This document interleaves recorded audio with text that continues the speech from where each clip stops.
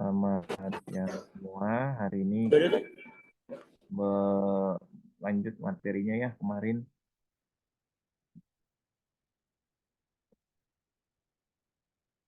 Jadi abstrak dikumpulkan di Edunext nanti sampai jam 23.59. Hari Kamis kalau misalnya ada perbaikan abstrak dari saya, ya pokoknya sebelum hari Selasa lah ya. Sebelum hari Selasa, karena Selasa depan tuh sudah mulai presentasi. Presentasinya satu dua nggak usah banyak-banyak, kan cuma 5 menit, 2 slide, 3 slide saja cukup gitu, atau 1 slide juga nggak masalah. Yang penting mengenai abstraknya jelas, latar belakangnya apa, rencana tujuannya bagaimana, metodenya seperti apa, dan output yang diharapkan. Dan bisa real nggak dilakukan gitu ya. Karena kan ini gagasan satu orang. Nanti yang realnya kan sebenarnya gagasan banyak orang ya, per kelompok 7 orang, 6 orang. Kemarin kan sudah ada kelompok 7 orang. Jadi kalau gagasan satu orangnya saja belum sama dengan yang lain, jadinya kan saat gabung itu pun gagasannya yang detail mungkin satu orang saja. Jadi kita bisa tahu arahnya kemana. Makanya gagasan satu orang terlebih dahulu kita mau lihat, nanti baru berkelompok. Kemarin juga sudah saya kasih tugas ya terkait. Ini ada yang kumpulkan nggak kemarinnya? Ada yang nggak kumpulkan nggak ya? Terkait itu yang rekayasa yang sudah pernah dilakukan di bidang-bidang FMIPA ya. Kalau misalnya kemarin kalau di Edunext tidak terkirim, bisa di japri ke saya saja ya, untuk memastikan bahwa sudah terkirim atau tidak, karena di Edunext itu kan masalah juga terkait itu ya, pengiriman. Nah, itu di mana kalian dilatih bagaimana memberikan gagasan awal bersama kelompoknya, sekalian mengenal kelompoknya, tapi yang sudah ada. Nah, kalau yang sudah ada kan tinggal tinggal baca copy gitu ya, atau lihat saja kasih argumentatifnya. Tapi kalau yang kalian nanti buat di kelompok ini, ya mungkin lebih ke alternatif yang baru ya. Oke. Ini yang nggak pernah dikontak. Konita bocor. Baik, kemarin kita sudah sampai ke sini ya, ke rekayasa. Artinya dari engineering, itu artinya orang yang engineer itu orang yang merancang benda-benda yang kreatif, kita sebutnya insinyur, dan rancangan ini memanfaatkan banyak hal, parameter dari energi, entah itu material, gerak, informasi, yang jelas untuk melayani kebutuhan manusia dengan cara yang inovatif. Bedanya sains sama rekayasa, kemarin sudah disampaikan bahwa kalau sains itu lebih membuktikan ya kebenarannya ada atau tidak. Makanya kalian walaupun nanti banyaknya membuat suatu produk atau mendesain, tapi sebagai orang sains kita harus membuktikan kebenarannya dulu, itu bisa apa tidak, real atau tidak gitu ya. Nah, baru ke apa yang diperbaiki, apa yang akan ada kebaruannya, apa inovasinya gitu. Jadi kalau misalnya nanti kalian mau buat suatu produk atau desain atau proses atau modul tertentu, itu bisa nggak kebenarannya sudah bisa dilakukan atau tidak. Misalnya kalian mau membuat eh, material yang bisa mengabsorpsi ion logam misalnya. Material ini terbentuk dari mana, dari apa? Nah, apa yang bisa dia mengabsorpsi ion logam misalnya di perairan. Ya, contohnya misalnya interaksinya ada interaksi ion dipol misalnya, atau interaksi elektrostatik lah. Nah, itu logis kan, kebenarannya bisa. Nah, perbaikannya misalnya material itu dimodifikasi. dimodifikasi dengan senyawa yang dia bisa mengadsorpsi selain ion logam. Misalnya material itu hanya bisa menyerap ion. Tapi pas kita modif material itu dengan interaksi tertentu, kayak di coating gitu ya, terus dia bisa mengadsorpsi senyawa organik sehingga interaksinya bukan lagi interaksi elektrostatik tapi hidrogen misalnya. Nah, kalau nanti misalnya interaksi hidrogennya lebih banyak, berarti dia lebih cenderung banyaknya ke organik ya. Tapi kalau elektrostatiknya banyak, pasti mungkin ke ion logam. Jadi kebenarannya itu harus dilihat juga nanti saat kalian mau berdiskusi dengan dosen atau kalian mau rekayasa tertentu. Jadi perbaikannya ada, tapi tidak meninggalkan fundamental kebenarannya yang ada. Kemudian area-area tadi ya profesi perekayasa yang tadi saya misalnya itu riset, explore, discover, apply new principle yang biasanya kita misalnya memodifikasi sesuatu agar bisa lebih efektif, efisien dengan ilmu yang kita punya, ilmu dasar yang kita punya misalnya. Atau lebih ke pengembangan konsep proses produksi yang dimana kita mau kinerjanya lebih bagus. Kita mau mengambil misalnya bahan bakunya biasanya hanya menggunakan berapa miligram skala lab, kita mau upscale ke skala industri, berarti kita fiturkan produksinya untuk bisa lebih banyak. Kalau industri kan biasanya berton-ton kilogram segala macam. Ya, kalau area desain ya generasi dianya lebih desainnya mau lebih rumit atau apa. Biasanya dari studi kasus yang ada pastinya ada perbaikan misalnya. Kemudian kalau manufaktur, komponen produk ini biasanya lebih ke apa namanya ya inovasi. Biasanya kalau misalnya kosmetik gitu ya, bagaimana kosmetik itu bisa tahan lama produknya atau tahan dari sinar atau bisa tembus air gitu kan. Kalau kosmetik terlalu lama di muka kan bisa saja mengakibatkan kerusakan pada kulit misalnya. Atau di bidang marketing, rekayasa produk marketnya misalnya dengan ya kan marketing itu kan biasanya yang penting dapat uang, dapat cuan, dapat ini dengan banyak inovasi lah, misalnya ada diskon lah atau gratis satu beli satu gratis satu yang seperti itu kan salah satu inovasi dari marketing ya, merekayasa merekayasa penjumlahan harga dengan produksi produk yang ada atau di bidang proses operasi. Nah, ini mau maintain equipment facilities, biasanya mengoperasikan alat, tapi alatnya kita misalnya lebih banyak kinerjanya lebih baik gitu ya, bisa ditambahkan suatu parameter. Contohnya misalnya awalnya kita mau buat vacuum cleaner. Nah, vacuum cleanernya biasanya diserap, kemudian ada tempat pembuangannya. Nah, misalnya tempat pembuangannya itu bisa ada sensor untuk membuang identifikasi satu ke debu, satu ke logam-logam gitu kan. Jadi dia bisa memilah sendiri. Nah, itu kan bisa juga dari melihat karakteristik dari senyawa yang ada misalnya ya. Jadi sistem operasinya lebih efektif. Atau dari segi konstruksi, misalnya konstruksi dalam suatu proses yang dimana membuat bangunan tahan gempa pada skala Richter tertentu gitu ya, atau membangun suatu apa namanya gedung yang selain tahan gempa tapi tahan dari kebakaran atau konsleting listrik misalnya, itu kan konstruksinya pasti berbeda.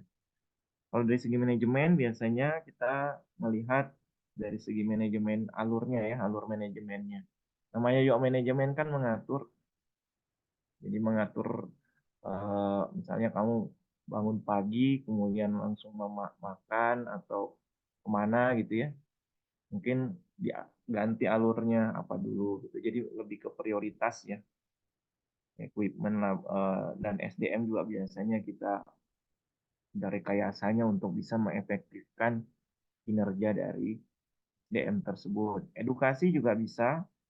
Edukasi pastinya bagaimana lebih mendekatkan ke teknologi terkini gitu ya. Eh, Kalian belajar tidak hanya lewat buku, tapi juga kayak teknologi informasi, layar internet, kemudian bisa juga dengan materi-materi animasi, tapi atau yang kayak Avogadro seperti itu ya, senyawa-senyawa yang bisa kalian bisa ulik-ulik sendiri, docking, apa, coding seperti itu. Dan sebelum ke sini, rekayasa atau kita sebut ahli teknik itu seseorang yang kreatif dan berbakat dalam mencari solusi. Pastinya menghasilkan solusi dan bisa memaparkan ilmu dalam bentuk variabel-variabel angka-angka atau unit. Dan seseorang yang menggunakan desain itu bisa memberikan proses analisis dan bisa memberikan desain yang lebih kreatif ya, inovasi menggabungkan energi material gerak. Jadi menggabungkan disiplin ilmu yang berbeda atau topik yang berbeda sehingga bisa memberikan suatu produk yang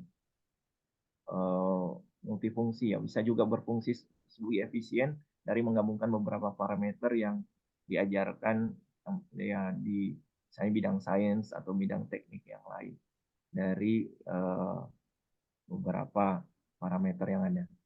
Jadi perekayasa atau ahli teknik itu pastinya bisa mencari solusi dari permasalahan yang terjadi, bisa memaparkan ilmunya dari variabel-variabel yang ada, dan bisa menggabungkan parameter dan ilmu yang berbeda tersebut untuk memenuhi kebutuhan manusia.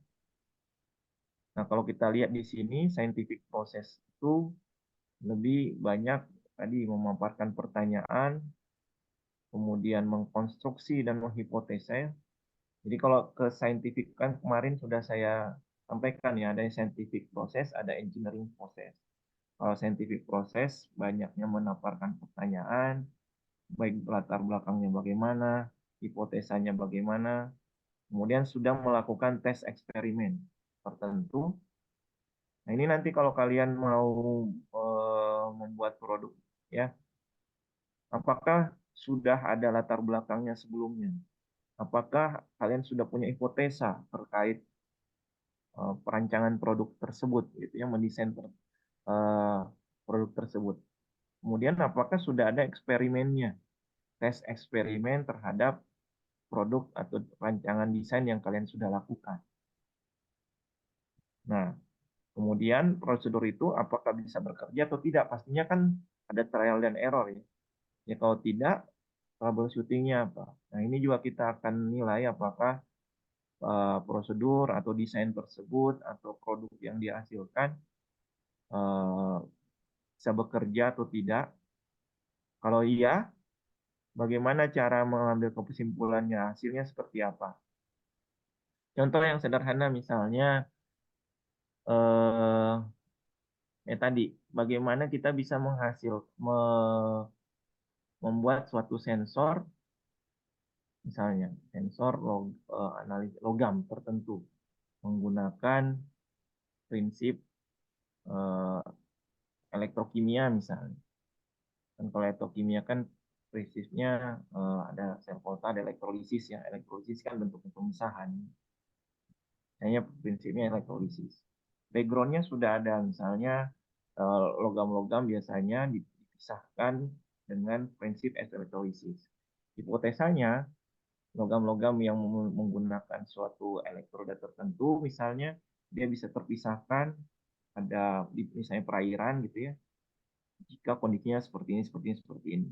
Tes eksperimennya sudah ada, ya, jika dia menggunakan suatu elektroda tertentu, kemudian dengan konsentrasi yang sekian sudah bisa didapatkan misalnya. Prosedurnya itu bisa bekerja atau tidak. Kalau misalnya tidak, kemungkinan sampelnya itu harus disaring terlebih dahulu gitu ya, atau harus ada beberapa hal yang tahapan preparasi sebelum dia dilakukan gitu ya. Sama kayak kalian melakukan RBL kan, sebelum menjelaskan itu kan harus tahu dulu kondisi peralatannya seperti apa sebelum dilakukan ya. Setelah itu baru ada hasil analisisnya dan bagaimana kesimpulan. Habis itu bisa mengkomunikasikannya Enggak, ini kan loading. dalam bentuk Lihat bapaknya gak gerak.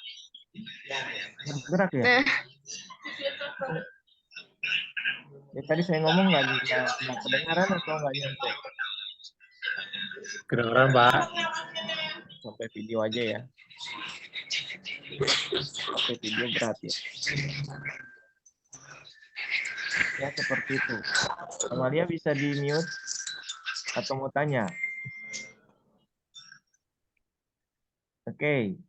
Ini kalian tadi abstraknya ya.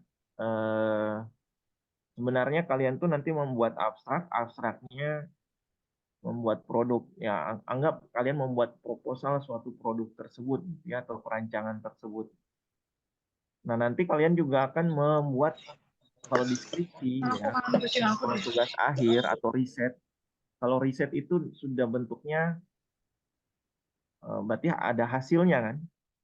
Contohnya abstrak skripsi. Skripsi itu nanti abstraknya sudah ada hasilnya ya. Kalau proposal biasanya hanya lebih perancangan produk. Artinya Anda merancang, Anda mengusulkan, bisa dibuktikan atau tidak, nah itu harus melakukan riset atau melakukan perancangannya apa, pembuktiannya. Nah, yang kalian biasanya akan lakukan nanti adalah lebih ke abstrak proposal atau abstrak pembuatan produk sebenarnya seperti apa. Ya. Jadi kalau produknya belum jadi, ya tidak masalah. Kalau sudah jadi, ya bagaimana merancangnya? Ya mungkin kalian sudah pernah melakukan, tapi dari segi pelaporannya beda lagi. Kalau pelaporan hasil dari riset yang kalian sudah pernah kerjakan, itu isi dari abstraknya itu berbeda. Pendahuluan, tujuan, metode itu udah pasti. Jadi di dalam abstrak itu pasti ada latar belakang masalah. Masalahnya apa sih? Jadi nggak usah dari yang jadi nggak tahu. Nah, kalian buat abstrak kan mungkin baru pertama kali atau sudah pernah.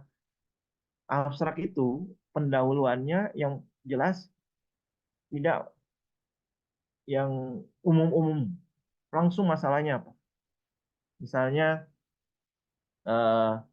pencemaran lingkungan jangan pencemaran lingkungan adalah bla bla. Jadi abstrak itu tidak boleh ada definisi pendahuluan. Jadi langsung aja perairan tercemar ion apa misalnya, atau polutan apa, kadarnya berapa, dampaknya apa, ya. Udah, kadar, dampak, dan sumbernya biasanya dapat dari mana. Itu bisa jadi masalahnya. Ya. Terus apa yang kamu tawarkan?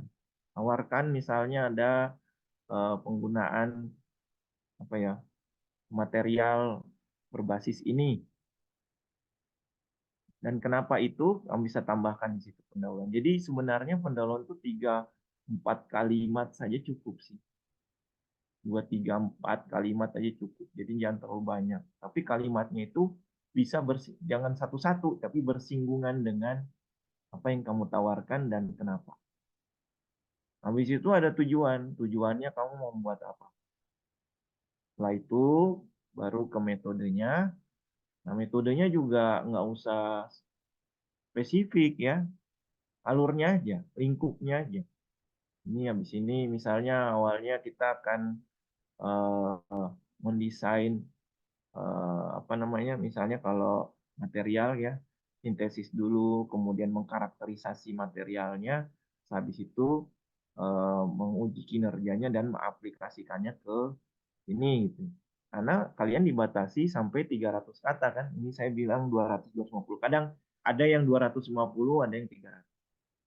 Nah, kalau kalian membuatnya biasanya sampai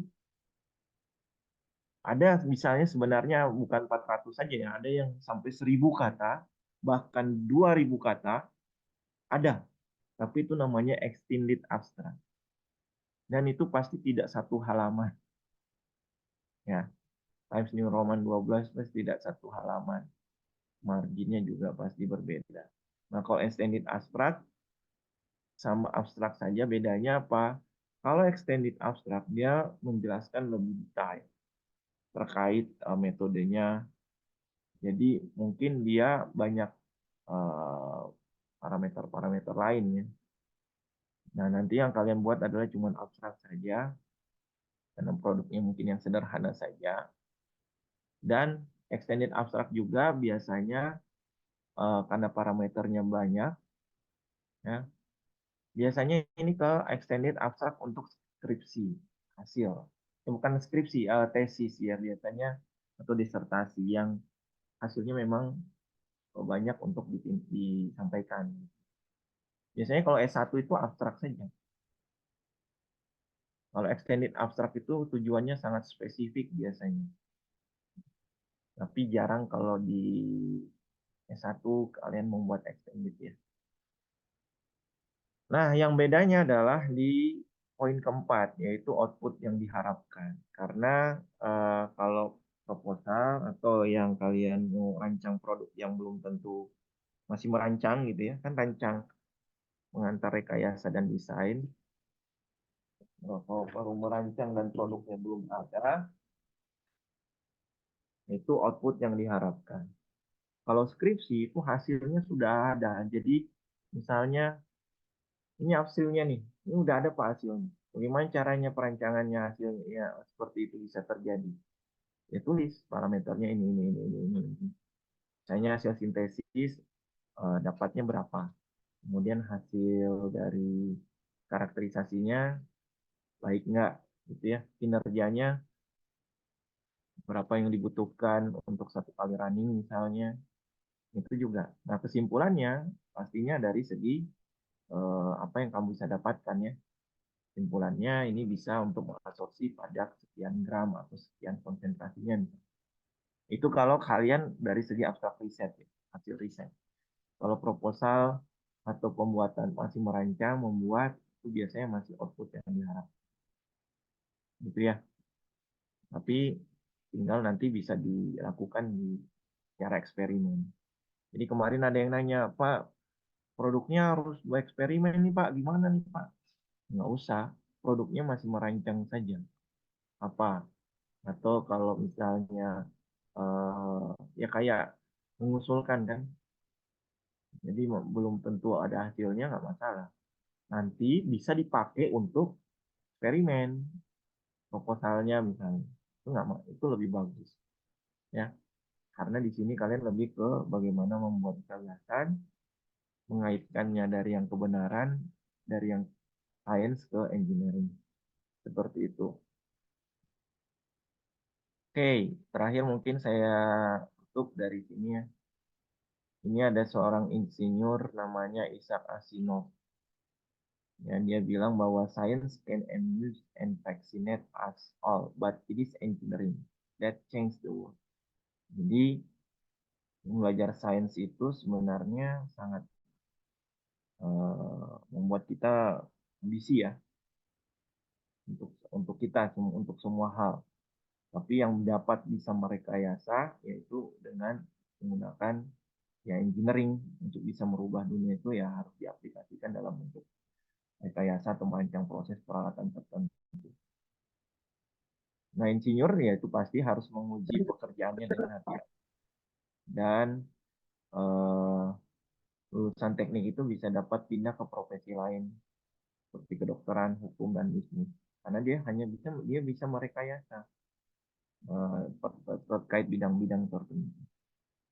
Nah, ini mungkin nanti akan dijelaskan lebih lanjut oleh Pak Zul terkait rekayasanya, karena beliau insinyur ya. Jadi untuk bidang sainsnya sudah cukup menurut saya, nanti akan dilanjutkan oleh Pak Zul. Baik, sampai sini ada pertanyaan.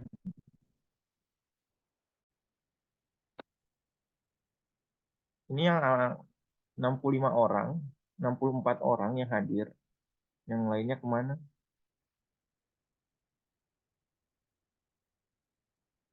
Kalian itu 70. Kalau saya lihat di absen itu sekitar 70, 80-an.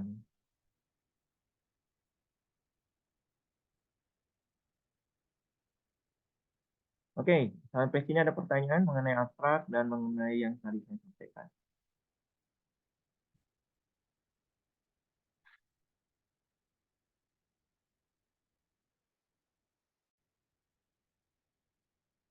Tidak ada? Baik. Kalau misalnya mengenai kelompok yang akan nanti yang kemarin belum mengumpulkan, kayaknya ada nih. Nanti saya sebutkan lah siapa aja yang belum mengumpulkan. Harusnya sih kemarin harusnya sudah kumpulkan semua, tapi nanti saya cek lagi. Yang kedua, Kamis nanti kalian akan lanjutkan materinya dengan Pak Zulfikar. Kemudian eh, minggu depan kita akan mulai presentasi. Nama-namanya nanti saya akan kirimkan siapanya sampai kan katanya 2 minggu ya. Jadi ya sampai awal selesai. Habis itu kita masuk UTS. Habis UTS baru ke apa namanya ke tugas kelompok kalau nggak salah. Silabusnya sudah saya kasih di itu belum? Sudah ya di Edunex ya. Bisa dilihat kembali. Oke, jadi kalau misalnya nanti ada kuliah lagi, eh, sementara sama Pak Zul untuk Selasanya sama saya. Tapi kita mau presentasi abstrak dulu. Jadi setelah presentasi abstrak mungkin kalau ada kuliah atau nanti kita sampaikan kalau ada kuliah lagi atau lanjut ke UTS. Yang jelas bahan UTS itu adalah bahan kuliah dan juga bahan dari tugas-tugas kemarin yang diberikan ke kalian. Ya, ada lagi? Kalau tidak ada, saya cukupkan saja kalau kayak gitu. Kalau tidak ada pertanyaan dan ini kuliahnya saya cukupkan karena dilanjutkan nanti sama Pak Zulfikar. Abstraknya tidak ada pertanyaan, benar ya? Jadi selamat mengerjakan yang belum dan mengumpulkannya di Edunex. Itu saja. Terima kasih. Sampai ketemu minggu depan dengan saya.